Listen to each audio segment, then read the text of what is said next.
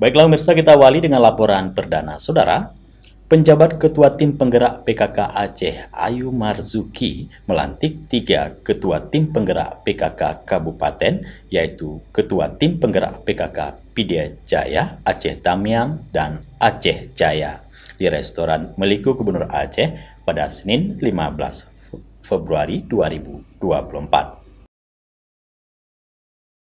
Ketiga Ketua Tim Penggerak PKK yang dilantik tersebut adalah Ketua Tim Penggerak PKK Pidie Jaya Syarifah Hasnah Said Mulyadi, Ketua Tim Penggerak PKK Aceh Tamiang Murniati, dan Ketua Tim Penggerak PKK Aceh Jaya Mahdalena. Dalam kesempatan tersebut, sebagai Bunda Pendidikan Anak Usia Dini Aceh, Ayu Marzuki juga melantik ketiganya sebagai Bunda PAUD di masing-masing kabupaten. Dalam sambutannya, Ayu Marzuki mengajak ketiga Ketua Tim Penggerak PKK untuk segera berkoordinasi dengan Pemkab dan mendukung berbagai program yang sedang dilakukan oleh Pemkab, terutama terkait dengan pencegahan dan penanganan stunting.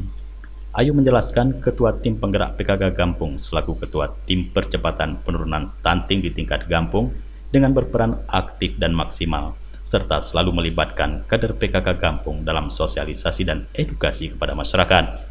Selain itu, terkait dengan data dan pengukuran, Ayu mengingatkan agar para kader harus memberikan data yang valid dan melakukan pengukuran dengan alat ukur yang sesuai dengan standar serta melakukan pengukuran dengan cara-cara yang benar dan disupervisi oleh tenaga kesehatan.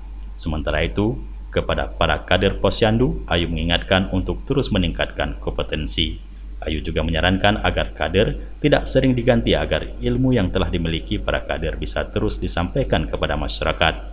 Selain itu, terkait dengan rekam data, pencatatan dari para kader perlu dikonfirmasi oleh petugas kesehatan. Tim Liputan Aceh TV.